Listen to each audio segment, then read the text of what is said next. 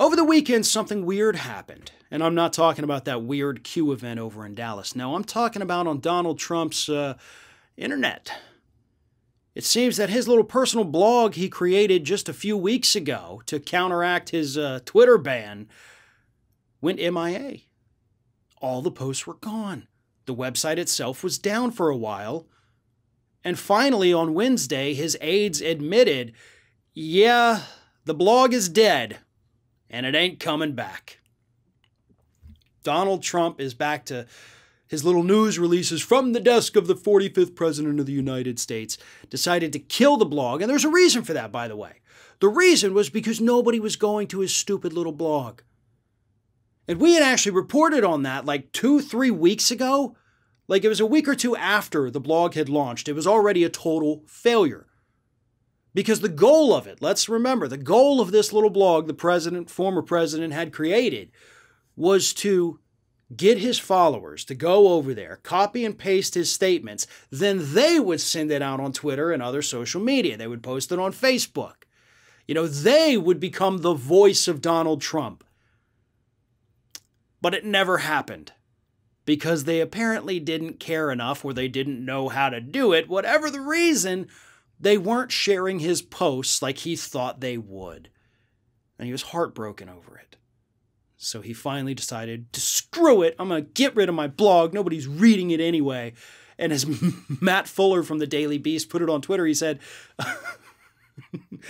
killing your blog is probably the most blogger thing to ever happen. Because yeah, that's the world of blogging. That's why it's not that big anymore. But here's the thing. This is actually really bad news for Donald Trump. Not just because he doesn't get to do his blog posts. As I said, he's still going to issue his statements from the desk of the 45th president. What it means is that his supporters may not care as much as he thinks they do. Or, more likely, they do care.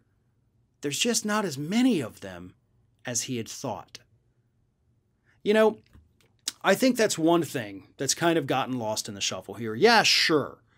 The guy got more votes in 2020 than any Republican has ever. Most of those people are Republicans who are going to vote for a Republican regardless of who that Republican is. Same thing with the Democrats, by the way. Totally tribal here in the United States. It is not a testament to how good the candidate really is. But when it comes to the diehards, we have seen Trump pack auditoriums with, 10, 15, 20,000 people. 20,000 people. That's a lot. Until you think about the fact, okay, you pack 20,000 people from a state with 20 million people. Maybe that's not as big as we think. Now, that's not to say that there aren't millions of diehard Trumpers. There are. Let's be honest. There are. But they're not as powerful. They're not as influential as Trump would need them to be to continue to run for office or be successful or really even be influential.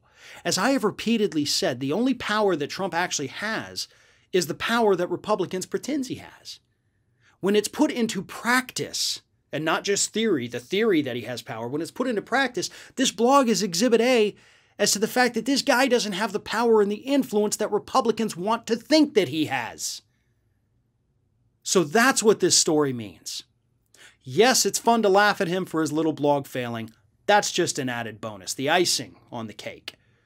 The real heart of the story is the fact that maybe Trump's base isn't as active or as powerful or as large as Republicans had hoped it was.